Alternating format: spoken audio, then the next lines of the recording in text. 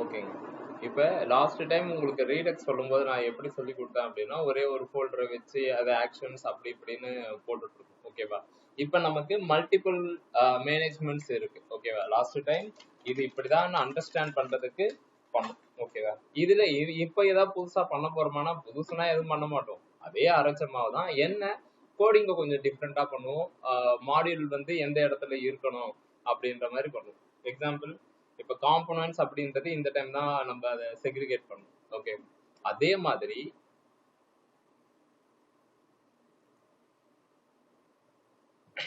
மாதிரி ஆக்ஷன்ஸ்க்குன்னு தனியா ஒரு ஃபோல்டர், ரெடியூசருக்குன்னு தனியா ஒரு ஃபோல்டர், ரூட் ரெடியூசருக்கு தனியா ஒரு இதை வச்சுக்கிட்டு ப்ராசஸ் பண்ண போறோம். அதுக்கு முதல்ல என்ன செய்யணும் அப்படின்னா, அந்த 2 பேக்கேஜ் வந்து இன்ஸ்டால் பண்ணணும். என்னென்ன பேக்கேஜ்? ரியாக்ட் ரீடெக்ஸ் ரீடெக்ஸ் ரியாக்ட் ரீடெக்ஸ் அப்படின்ற 2 பேக்கேஜ். ஓகேவா? ஆக்சுவலி லாஸ்ட் டைமே நான் இன்ஸ்டால் பண்ணிட்டேன்னு நினைக்கிறேன். இந்த இதுல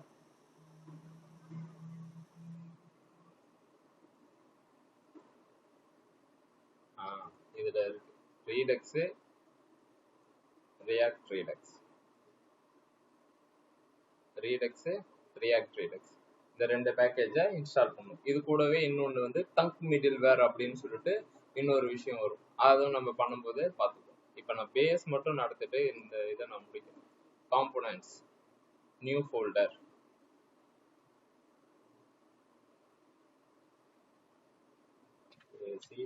ACTION, ஆக்ஷன்ஸ். பண்ண நானு இப்ப நான் என்ன செய்யறேன்னா ஃபோல்டரே ஒண்ணு வைக்கிறேன். ஓகேவா? வச்சுட்டு திரும்ப இன்னொரு ஃபோல்டர், இதுல ரெடியூசர். சரி, இந்த ரீடெக்ஸோட ஃப்ளோ வந்து எப்படி ஒர்க் ஆகும்னு நான் ஒரு 3-4 டைம் கிட்ட சொல்லியிருக்கேன். யாரா சொல்ல முடியுமா ரீடெக்ஸோட ஃப்ளோ இப்படிதான் ஒர்க் ஆகும், எனக்கு தெரிஞ்ச வரைக்கும் இப்படிதான் ஒர்க் ஆகும் அப்படின்ற மாதிரி யாருக்கா ஐடியா இருக்கா?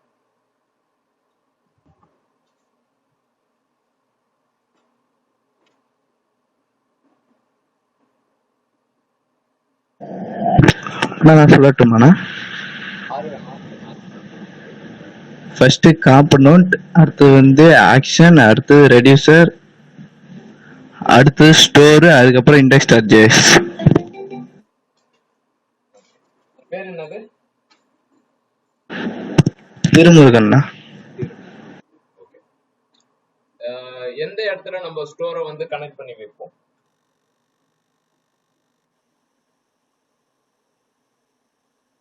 இதுக்கு ஒரு வாட்ச்மேன் கதைனா சொல்லியிருந்தேன், அதை ரெக்கார்ட் பண்ணியிருக்க மாட்டேன்னு நினைக்கிறேன். அந்த ஸ்டோரை இப்ப நீ சொன்ன மாதிரி ஆக்ஷன், ரெடியூசர், ஸ்டோர் இது எல்லாமே இருக்கு. அதை எந்த இடத்துல வச்சா எல்லா காம்பனண்ட்டுக்கும் போகும்? படம் பார்த்து கதை சொல்லவும்.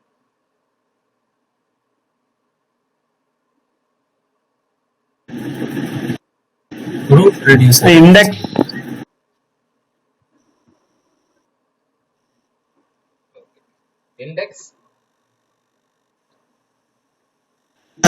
JSனா JSல வைக்கணும். ஓகேவா?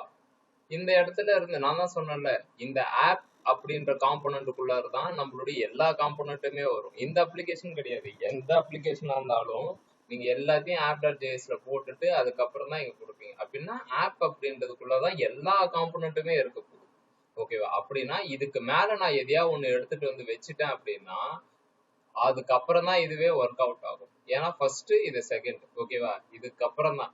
ஸோ இங்க இருந்து நான் எல்லாத்தையுமே கொடுத்துருவேன் ஆப்புக்கு. ஓகேவா? ஸோ அப்ப நமக்கு என்ன ஆகும் அப்படின்னா எல்லா காம்போனன்ட்டுக்குமே அது போய் சேர்ந்து. இப்ப நான் என்ன செய்ய போறேன் அப்படின்னா,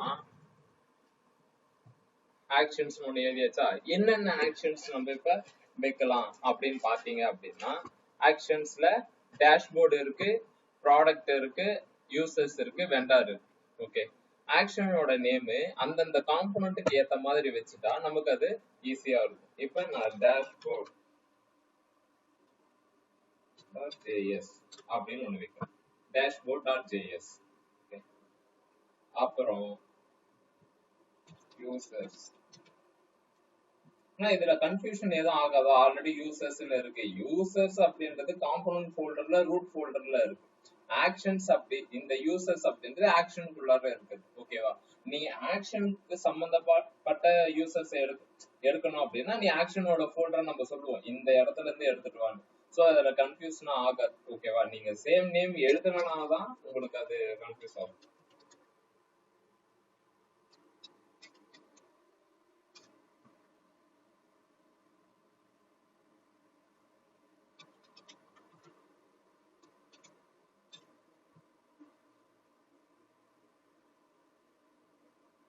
இப்ப 3 ஆக்ஷன்ஸ் எழுதியாச்சு. சரி, இப்ப ரெடியூசருக்கு என்ன பண்ணலாம் அப்படின்னா அதேதான்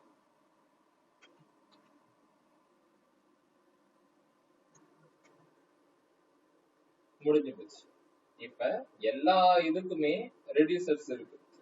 நான் என்ன சொல்லியிருந்தேன் அப்படின்னா இந்த ரெடியூசரோட மெயின் வேலையே என்ன அப்படின்னா சென்ட்ரலைஸ்டா எல்லா விஷயத்தையும் வச்சுக்கிறது.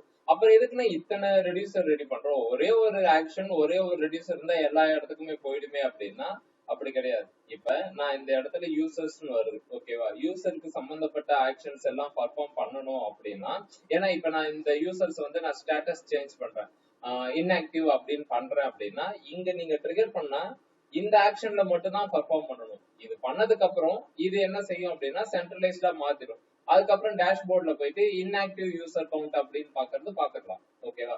அப்படின்னா என்ன சொல்றேன் அப்படின்னா அந்தந்த மேனேஜ்மெண்ட்டுக்கு அந்தந்த ஆக்ஷன்ஸ் அந்தந்த ரெடியூசர் தான் பதில் சொல்லணும். ஓகேங்களா? அதுக்கேத்த மாதிரி 4 ஆக்ஷன்ஸ் 4 ரெடியூசர்ஸ் வந்து கிரியேட் பண்ணி வச்சாச்சு. ஓகேவா? சரி, நெக்ஸ்ட் ஏதாவது ஒரு டேஷ்போர்டே வச்சுக்கோங்க. டேஷ்போர்ட்ல இப்போ ஒரு ஏபிஐ கால் ஹிட் அடிக்க போறேன். ஓகேங்களா?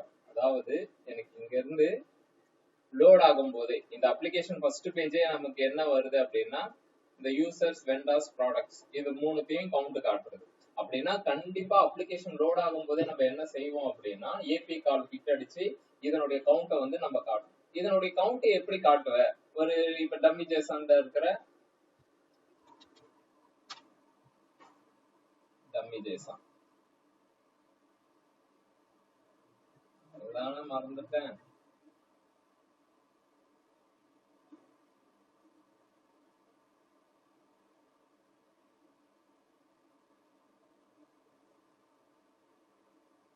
கெட் ஆல் ப்ராடக்ட்னு இருக்கா? இந்த ஏபிஐ ஹிட் அடிச்சா எல்லா ரெக்கார்டும் வந்துடும். ஓகேவா? எனக்கு எல்லா ரெக்கார்டும் தேவையில்ல, அதனுடைய கவுண்ட் மட்டும் இருந்தா போதும். ஓகேவா? கவுண்ட் மட்டும் எப்படி எடுப்ப? இந்த எல்லா ப்ராடக்டும் வந்துருச்சு, இப்ப கவுண்ட் மட்டும் காட்டணும்னா எப்படி காட்டுவீங்க?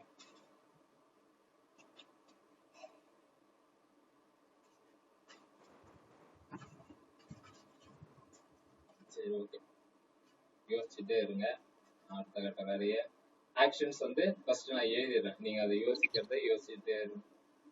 ஏற்கனவே எழுதின ஆக்ஷன்ஸோட இருக்க ஆக்ஷன்ஸ்ல எக்ஸ்போர்ட் ஃபங்க்ஷன். ஓகேங்களா? இந்த மாதிரி இருக்கு.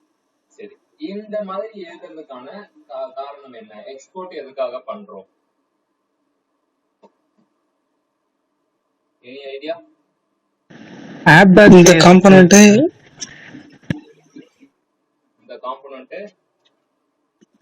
இந்த காம்போனன்ட் ஆர் ஃபங்க்ஷன் அங்க யூஸ் பண்றதுக்காக.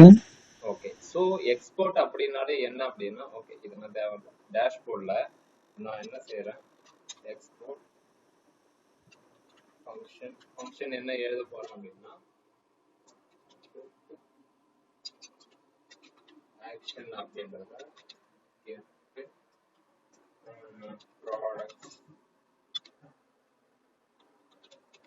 லிஸ்ட் அப்படின்னு சொல்லிட்டு ஒரு மெத்தட் எழுது. இதுல ரிட்டர்ன் பண்ண சொல்றேன்.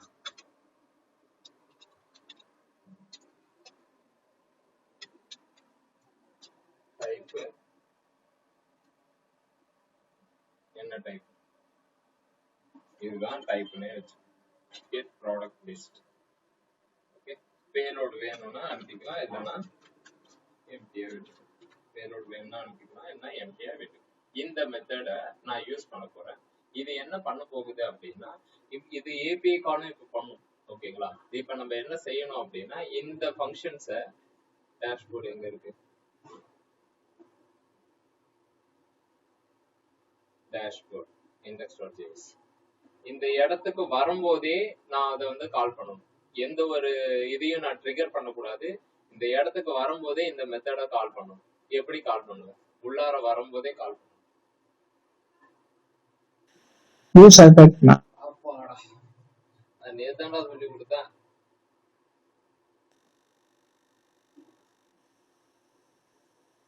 Use effect. Okay, use effect use பண்ணா அது கால் ஆகும். ஓகேவா? ஆனா ஏபிஐ காலை இந்த இடத்துல கால் பண்ணவே கூடாது. ஓகேவா? ஏபிஐ கால் நீங்க கால் பண்ணவே கூடாது. ஏன்னா இங்க கால் பண்ணிட்டா என்ன ஆகும் அப்படின்னா இங்க மட்டும்தான் வேல்யூ சேஞ்ச் ஆகும். சோ இந்த இடத்துல நான் ஏபிஐ கால் பண்ண போறது. இந்த இடத்துல நான் என்ன செய்ய போறேன் அப்படின்னா நான் எழுதி வச்சிருக்கிற மெத்தட கால் பண்ண போறேன். ஓகே, எப்படி கால் பண்ணலாம் அப்படின்னா இது எக்ஸ்போர்ட் பண்ணி வச்சிருக்கேன். இப்ப நான் இதை இம்போர்ட் பண்ணிட்டு இம்போர்ட்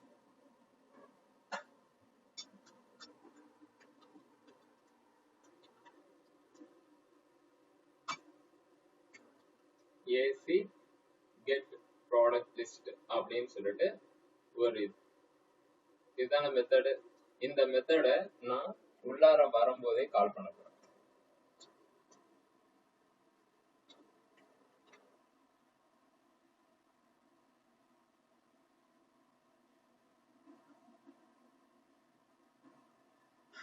நார்மலா நம்ம பண்ற அதே விஷயம் தாங்க. இந்த டைம் என்ன பண்றோம் அப்படின்னா இன்னொரு இடத்துக்கு அனுப்பிச்சிட்டு அங்க இருந்து நம்ம ப்ராசஸ பண்ண போறோம்.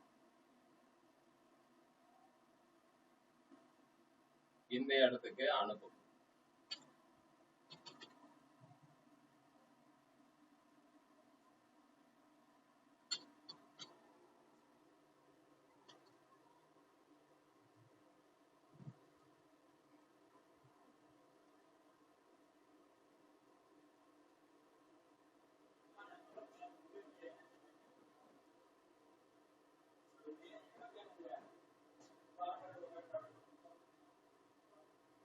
கால் ஆயிடுச்சா? டேஷ்போர்டுக்கு கால் ஆகுது. ஓகேவா? ஒண்ணும் கிடையாது. இதெல்லாம் இப்ப ஹைட் பண்ணிடலாம். உள்ளார வருது. உள்ளார வரும்போதே இந்த விஷயத்த பாக்குது. ஓகேவா? இது எங்க இருக்கு அப்படின்னா நம்ம தனியா ஒண்ணு எழுதி வச்சு இப்ப இந்த இடத்துல ஒரு ஆக்சஸ் கால் ப்ராசஸ் நடக்கும். ஓகேவா? இந்த இடத்துல தான் நம்ம ஆக்ஷன்ஸ்ல தான் ஏபிஐ காலை நம்ம இன்டர். ஓகேவா?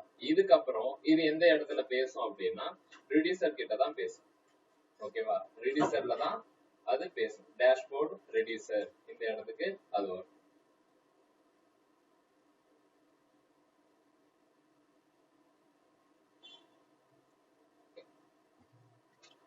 கான்ஸ்ட் இனிஷியல் ஸ்டேட் அப்படின்னு சொல்லிட்டு டிஃபால்ட் வேல்யூ இதெல்லாம் எப்பயுமே வச்சுக்கணும் இனிஷியலா. ஓகே, இப்ப நான் இதை உங்ககிட்ட கேக்குறேன். இப்ப சப்போஸ் இந்த இடத்துலயே நான் இந்த கவுண்ட காட்டணும் அப்படின்னா நம்ம என்ன செஞ்சிருப்போம் அப்படின்னா இங்கேயே அந்த ஏபிஐ கால் எழுதிடுவோம். எழுதிட்டு const user product list. Okay, product list set product list அப்படின்னா பண்ணுவோம். ஓகேவா? இது காம்போனன்ட்டுக்குள்ளார பண்றது. சோ இதுக்காக நம்ம ரீடெக்ஸ் வரல. ரீடெக்ஸ் அப்படின்றது சென்ட்ரலைஸ்டா பண்றது. இந்த இடத்துல பண்ணாத எதை பண்றதா இருந்தாலும் உனக்குன்னு ஒரு ரெடியூசர் ஒன்று வச்சுக்கிட்டு அந்த இடத்துல பண்ணு அப்படின்னு சொல்லுது. ஓகேவா? இப்ப என்னுடைய ரெடியூசர்ல நான் என்ன எழுத போறேன்னா ப்ராடக்ட் லிஸ்ட்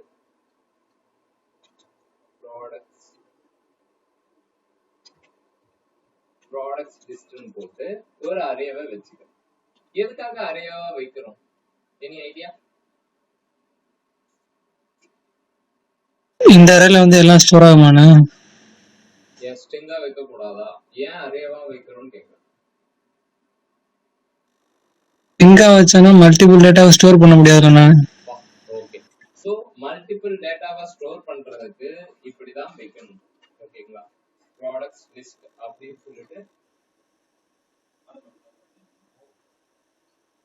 ப்ராடக்ட்ஸ் லிஸ்ட். ஓகேவா? இதை வச்சதுக்கு அப்புறம் இங்க திரும்பவும் இதை வந்து இன்னொரு இருக்குது இந்த மாதிரி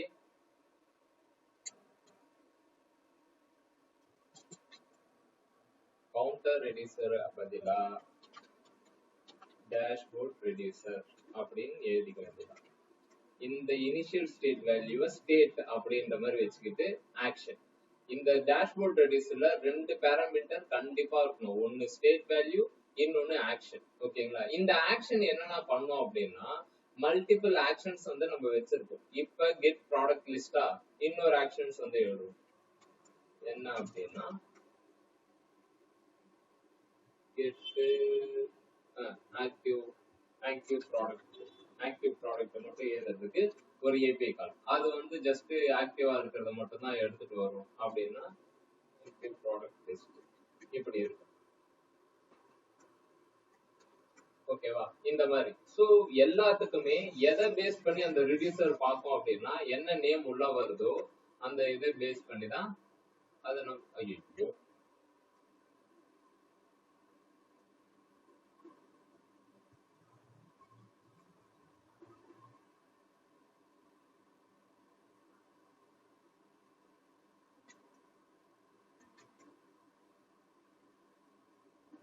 ஆக்டிவ் இது ப்ராடக்ட் லிஸ்ட்ல நான் இப்போதைக்கு சும்மா ப்ராடக்ட் லிஸ்ட்ல என்னன்னா ஸ்டேட் இப்ப இருக்கிற ப்ராடக்ட் லிஸ்ட்ல அப்படியே போய் கொடுக்குறேன். இப்போதைக்கு எதுவும் நடக்க போறது இல்லை. டிஃபால்ட் ஸ்டேட்டே தான். கொஞ்சம் இதை மாத்திக்கலாம், ஒன்றும் பிரச்சனை இல்லை.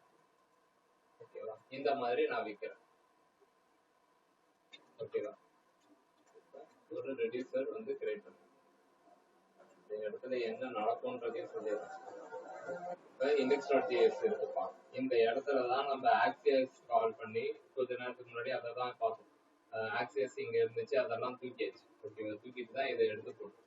இந்த இடத்துல ஆக்சியஸ் கால் பண்றதுக்கு பதிலா நம்ம என்ன பண்ணுவோம் அப்படின்னா ஒரு மெத்தடை கால் பண்ணுவோம். அந்த மெத்தட் பேர் தான் கெட் ப்ராடக்ட் லிஸ்ட். இது எங்க இருக்கும் அப்படின்னா இந்த இடத்துல இருக்கும். ஓகேவா? இப்ப இந்த இடத்துக்குள்ளார ரிட்டர்னுக்குள்ளார என்ன நடக்க போகுது அப்படின்னா இன் ஃபியூச்சர் நாளைக்கு இருக்கலாம். ஓகேங்களா? அடுத்தது ஆக்சியஸ் வந்து கால் பண்ணும். கால் பண்ணிட்டு ஓகேவா அங்க இருந்து வரும் ரெக்கார்டு வரும். அந்த ரெக்கார்டை தான் நம்ம என்ன பண்ணுவோம் அப்படின்னா டைப்பை பேஸ் பண்ணி ஸ்டோர் பண்ணி வைப்போம். ஓகேவா? இதுதான் ஒரு ரீடக்ஸோட ஃப்ளோ. இது எல்லாம் பண்ணதுக்கு அப்புறம் என்ன செய்வோம் அப்படின்னா ரூட் ரெடியூசர் அப்படின்னு சொல்லிட்டு ஒண்ணு எழுதுவோம். Root reducer